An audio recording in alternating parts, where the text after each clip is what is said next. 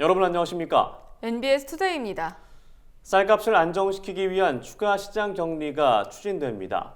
격리 규모는 지난해 산 쌀 공급 과잉 물량 27만 톤 가운데 1차 격리 후 남은 12만 6천 톤입니다. 농업계에서는 그동안 쌀값 하락으로 우려가 컸던 만큼 이번 결정을 반기고 있습니다. 다만 1차 시장 격리와 마찬가지로 역공매 입찰을 실시하는 점에 대해선 아쉽다는 반응이 나오고 있습니다. 손현진 기자입니다. 더불어민주당과 정부는 27일 열린 당정협의에서 2021년 산 쌀 추가 시장 격리를 결정했습니다. 지난해 초과 생산된 27만 톤 가운데 정부가 매입하지 못하고 남은 12만 6천 톤에 대한 시장 격리가 추진될 예정입니다. 지난해 쌀 생산량은 총 388만 톤으로 전년보다 10.7% 증가해 쌀 수요량 361만 톤을 27만 톤 넘어섰습니다.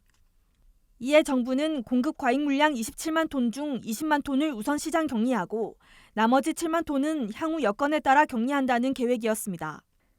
그런데 올해 2월 실시된 1차 시장 격리 입찰 물량이 14만 4천 톤에 그치면서 공급 과잉 상태가 지속돼 왔습니다. 산지 재고 과다와 쌀 소비 감소가 맞물리며 쌀값 하락세는 가팔라지는 실정입니다. 지난 15일 기준 산지 쌀값은 20kg 한 포대당 4만 7천 원대로 지난달 중순 5만 원대 붕괴에 이어 계속 하락하고 있습니다.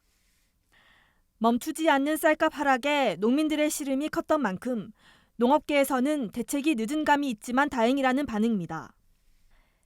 다만 시장 격리 방식이 1차 때와 같은 역공매 최저가 입찰이라는 점은 아쉬움을 남기고 있습니다. 그동안 농가들 사이에서는 역공매 방식이 최저가 입찰로 이어져 쌀값 하락을 부추겼다는 비판이 높았습니다. 추가적으로 격리를 결단해 준 먼저 정부와 여당에 감사를 드립니다. 그러나 시기적으로 조금 늦은 감이 있지 않나 싶습니다. 이전의 시장 격리 물량과의 형평성도 고려하지 않을 수 없으나 현장의 반대에도 또다시 또 역공매 방식을 채택한 것은 조금 아쉬운 부분이 있습니다. 당정은 1차 시장 격리에서 역공매를 실시한 만큼 2차 격리도 같은 방식으로 할 수밖에 없다는 입장입니다. 농가 보유 물량은 미국 종합처리장 물량과 달리 예전 가격 이내 가격으로 입찰하면 전량 매입하기로 했습니다.